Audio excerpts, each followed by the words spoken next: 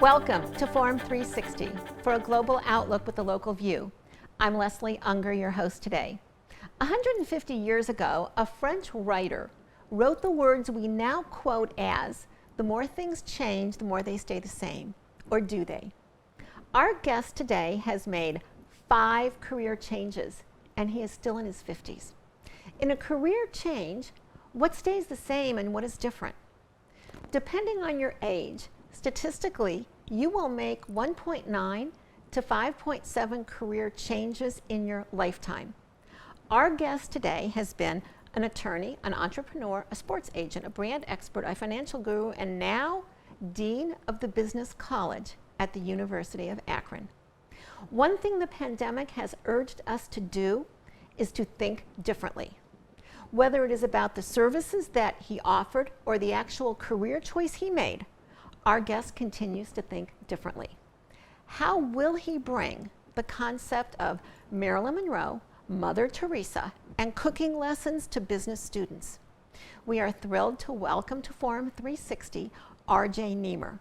When you think about it, what does a dean do? So, I am thrilled to have you here as the new Dean of the College of Business. Thanks for having me. But let me start out by asking you, what does a dean do? I have to go back for a second because when you were doing your intro and you said has had 5 careers, I'm like, I have? Because it really didn't dawn on me till you said that, Leslie, but yes, I guess I have. And what does a dean do? Yes. It was a question I was asking myself up until 2 weeks ago. Do you have the answer yet, or is it going to take a while? Yes, I mean, yes and no. Okay. Very much the face of the College of Business.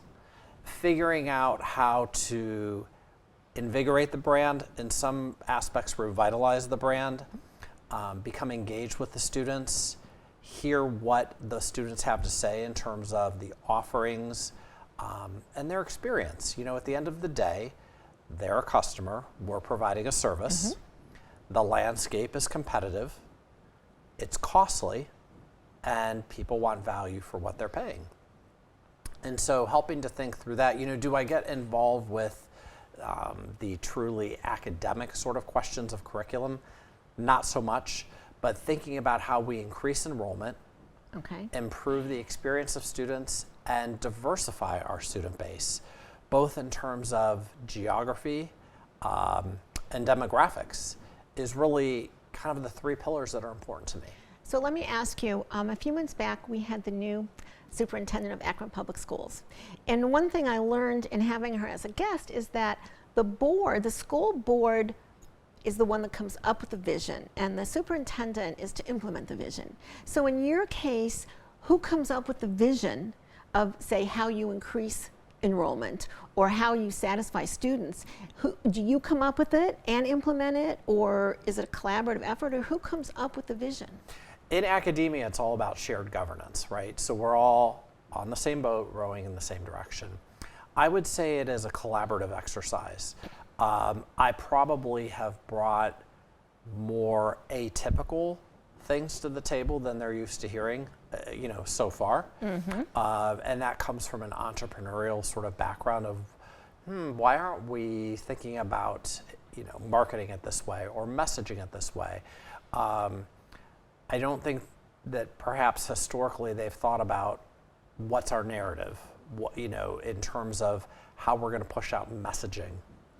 So when I interviewed there, and it was a long interview process, it was a very atypical interview process, and frankly, I hadn't interviewed for a job since 1995, so it was really new for me to go through. So 1995 would have been when you were interviewing for your first job as an attorney. Yes.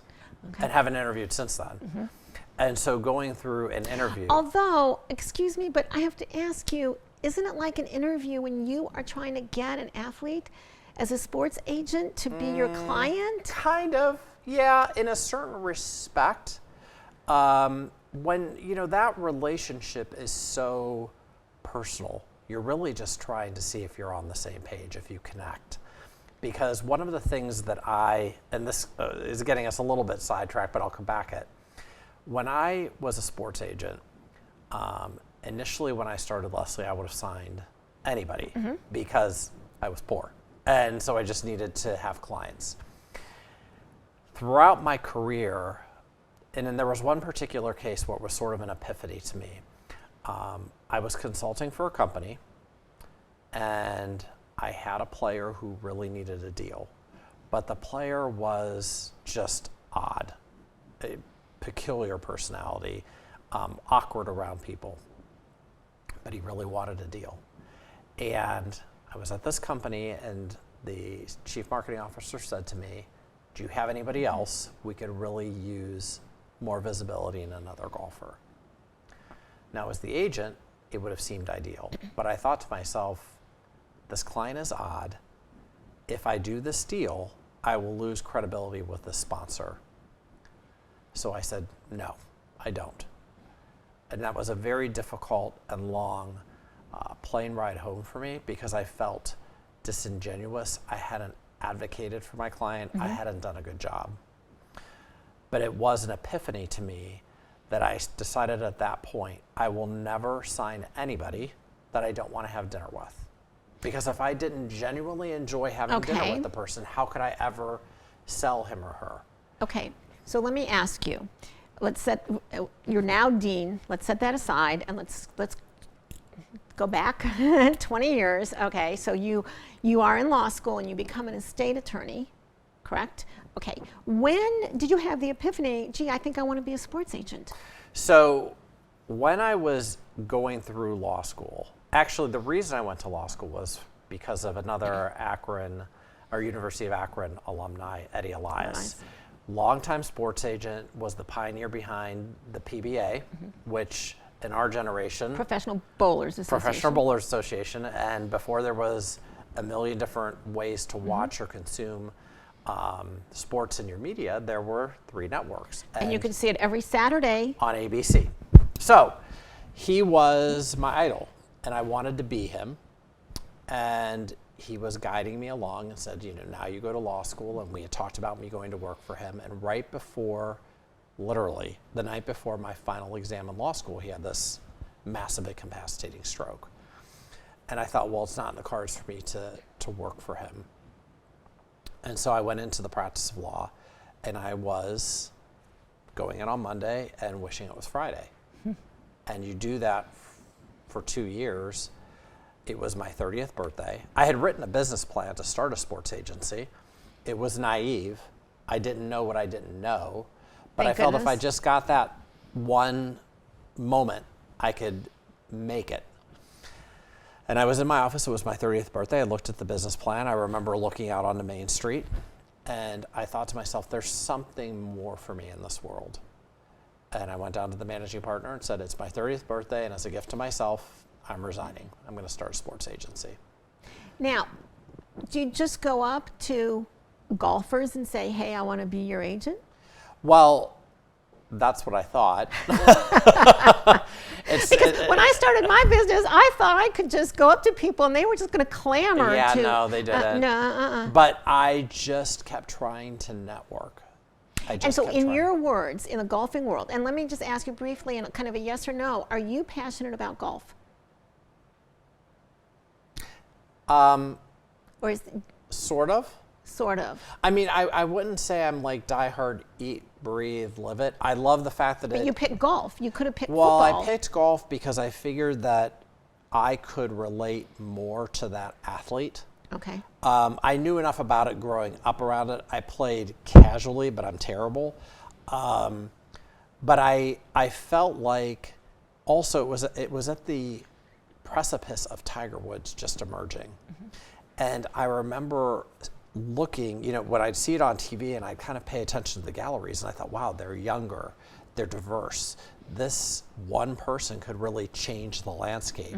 This may be the right time to get into this sport. This sport may see a resurgence, and that's So how you go up to golfers and just say, hey, way before this, as I mentioned, I showed horses, and there was a golfer, Jim Simon. I don't know if you remember the name, but his sister was in the horse world, and we used to keep her horse for her. So you just go up to a Jim Simon or a whomever, a Rocco, and say, gee, I want to be your agent.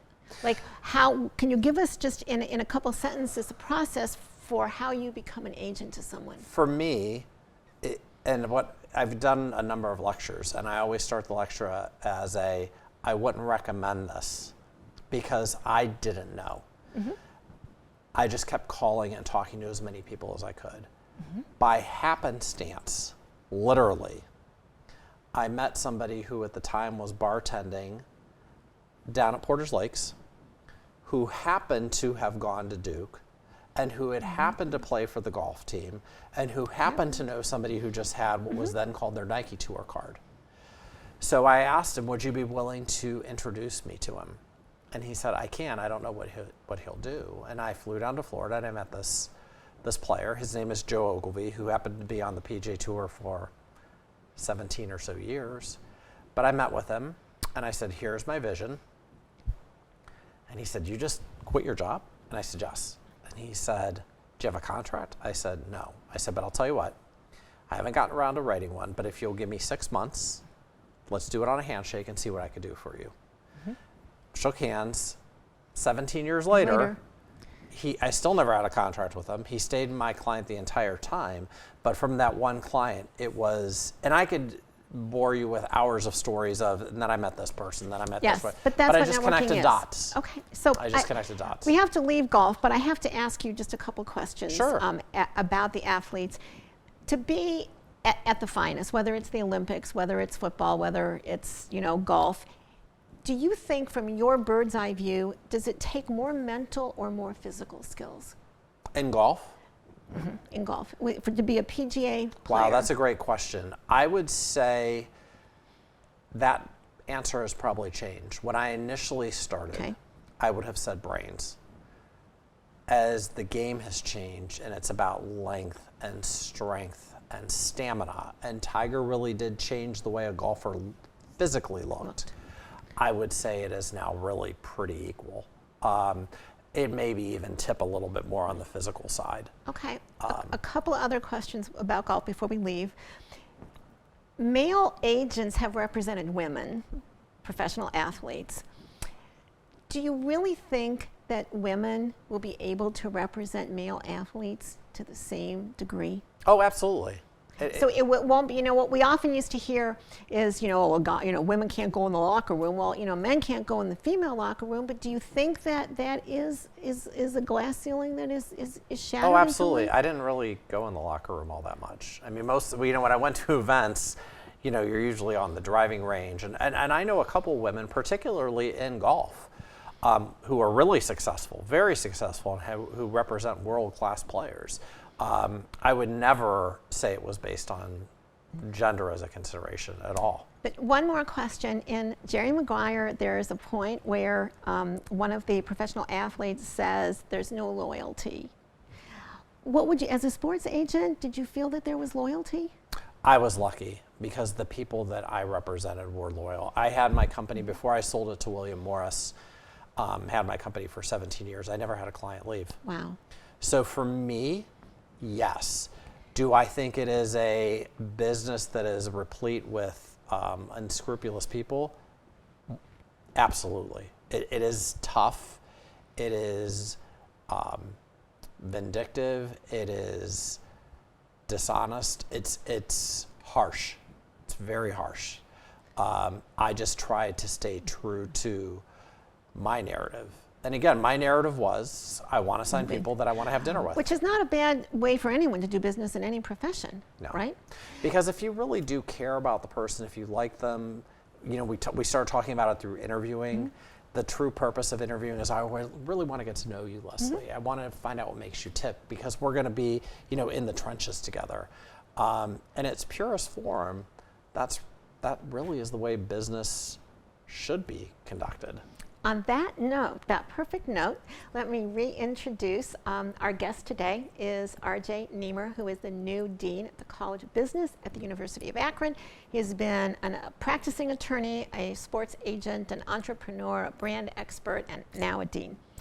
One last question about being a sports agent. One of my very first guests, maybe 17 or so years ago when I started hosting the show, one of my very first guests was an attorney who was a sports agent. Oh, no kidding. Yes, and he came with the backup quarterback to Terry Bradshaw. Okay. Who I will never forget. He said it is the best job in the world to be the backup quarterback that never gets in the game because you never get hurt, right? But I remember I asked him, what does a sports agent do? And he said, I help my clients sleep well at night. That's one way to look at it. So if I asked you, what does a sports agent do? You're talking about having a major, at the University of Akron where I could go and become a sports agent. So what does a sports agent do? So the major we're talking about is sport management, which is a little bit broader, and sport analytics, which is all about the statistics and numbers, and which is, that would be a whole other show we could do on that, Leslie. What does a sports agent do? I tried to take things off of my client's plate to allow him or her to maximize their potential when they played. It was about also finding diverse sources of income, whether it was through being a spokesperson for a brand, being public appearance, endorsements, all sorts of things. I can't speak for everybody, but I always tell my clients, I think I speak for the general public. We think that athletes have this wonderful life, and I'm sure in many ways it is a wonderful life. But what is something that would surprise us about the life of a professional golfer? It's lonely. They, because they're traveling a lot without their family. It's hotel after hotel after hotel after chain restaurant, all over the world. And, I traveled an awful lot as well internationally.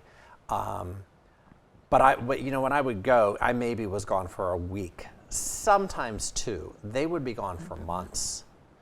And, you end up, FaceTime has certainly helped, or, the way that you can see people on screens has certainly helped a bit.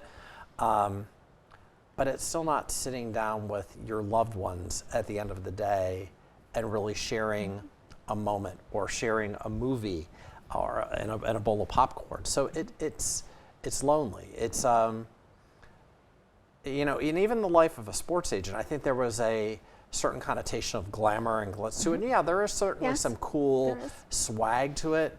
But as I would say to people, it ain't all peaches and cream. At the end of the day, it's work. It's managing a multitude of personalities in terms of the different people you're dealing with, because you have the athlete, their significant other, their entourage, their other advisors, and you're quarterbacking it all. And people are not adapting their personality to suit you. It's vice versa. So you become a chameleon.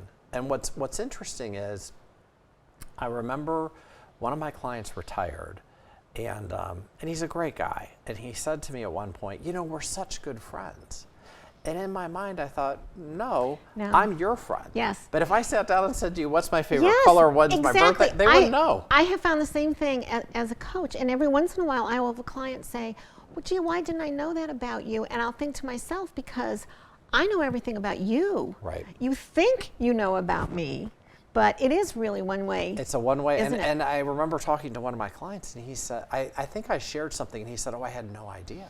He said, why didn't you tell me that before? And I said, because it's not my job. I said, it's my job to know everything about you and to make sure you don't know anything about me. I get that.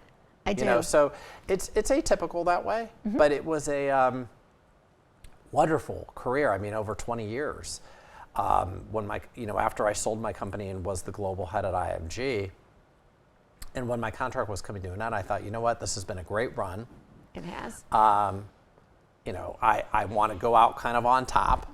I knew that my age, it was a younger person's game, and I wanted something different, and so things lined up well for me. So if you look out the next 2 years, the next 4 years, how will the College of Business at the University of Akron be different with you as dean versus if it would have been Joe Smith or Mary Smith or someone else? I think we're going to get messaging out in a different way where people really understand that the University of Akron is not a regional only sort of institution. The research that they do, the faculty, it's all, I mean, Leslie, it's world class. And I think I have a more acute understanding of how to take that to the masses, to brand it, to create the narrative and to share it. During the course of my interviews, one of the things I said to President Miller was, I said, I could tell you the things that you don't have a problem with. You don't have a problem with the curriculum. You don't have a problem with the faculty. You don't have a problem with the offerings. Those are all A+, A+, A+. The big problem you have is nobody knows about it. And you could have the Nobody wonderful... wants to be the best kept secret, right? That's a great way to put it. And unfortunately, they have been. So when decades ago, when I went to the University of Akron As did I. twice, we were known for rubber, polymers. Right. And we had students from all over. You know, my parents used to kid me if I invited someone over, they'd be like, what country is he from? Because we were now, is sports management something that is able to draw that diverse from other states and other countries? Well, I think so. Right now, the #1 sport management major or graduate program is actually at OU, which is remarkable to me. They're in Athens. So it's not like people are being drawn there because it's New York or Los Angeles. They're going to Athens for a specific reason because of how it's been marketed and branded, and it's worth the journey, if you will. Okay. So from an Akron standpoint, I want to compete. I want to be in that space. It's not the only thing I want to do, but I think it's where we can make our mark and have a ripple effect. And how do lifelong academics at the University of Akron, have you gotten a feeling, it's just been a couple weeks, but have you gotten a feeling how they feel about a non-academic as dean of the business college? I think I ask a lot of questions. And what I'm trying to understand, because I don't have a background in research, which is a huge part of what faculty do, and it's incredibly important. And admittedly, I didn't have an understanding of the importance of it, the commitment it required, and that comes down a little bit to messaging. It's a really well-kept secret. But I think there has been, all I can tell you right now is all I have felt is mutual respect. Great. I want to ask a lot of questions and listen. They're asking a lot of questions and listening. And I think we're all starting to see, you know what? If we take the collective best that we each have to offer, it's going to be a really nice complementary sort of synergy we can create. And I'm doing this motion to round out, the capabilities. I want to ask you in the minutes we have remaining, I found some quotes of yours, and I'm going to ask you to give me a short explanation, for each one of them. After your 5-year contract at IMG, you decided it was time for personal rebirth. In a sentence, how would you define personal rebirth? Challenging yourself to step out of your comfort zone so you can grow in a different way. You said, I think sleepless nights every now and again are a good thing because they sort of make you feel alive. In a sentence? I think you have to, once again, push yourself a little bit to have those butterflies and think to yourself, is this right? I'm a little scared. Monotony, mediocrity, those things bore me. What we're trying to be for our clients is not just an advisor for financial affairs, but a game plan for life. You could kind of say that about students also in 100%. college. So how do you convey that to either a prospective client when you were an agent? How do you convey that to a prospective student? I think it happens one conversation at a time. Okay. In just a minute or so I have left, you're kind of like an athlete that played for a lot of different teams, and then they get inducted into the Hall of Fame, and they have to pick one team. I'm not sure about that. So if you had to pick one thing on your gravestone, out of your different careers of agent and entrepreneur and dean, what would you pick? He was a great father. One thing you know for sure. Oh my goodness, that's a tough one to answer. One thing I know for sure is that the sun will come up tomorrow. I hope so. And what gives you hope in this maybe coming out of COVID time? What gives you hope? What gives me hope is seeing my kids excited about what they want to do with their lives and their future. And now that my kids means 20,000 other kids. It's going to. It sure does. That, yes, right? yes, and yes. How's okay. that? One of the most overused phrases today is think out of the box. Just because a person says it doesn't mean that they actually do it. Our guest today is a lifelong example of someone who thinks out of the box. At 30, he quit his career as an estate attorney. He founded a sports agency. After 22 years as a sports agent, he sold his business, started to build a new brand. As of January 2022, he is the Dean of the College of Business at the University of Akron. Golf was, he said, 90% of his life. Now perhaps students are 90% of his life. The more things change, the more they stay the same. The pandemic has been hard on everyone. Universities have struggled, businesses have struggled. This year's Super Bowl Budweiser commercial ends with the words, "In the home of the brave, down never means out." After talking with our guest today, I feel that way about the future. I hope you do also. We thank our guest today, R.J. Nemer. I'm Leslie Ungar. Thank you for joining us today on Forum 360 for your global outlook with a local view. Forum 360 is brought to you by John S. and James L. Knight Foundation, the Akron Community Foundation, Hudson Community Television, the Rubber City Radio Group, Shaw Jewish Community Center of Akron, Blue Green, Electric Impulse Communications, and Forum 360 supporters.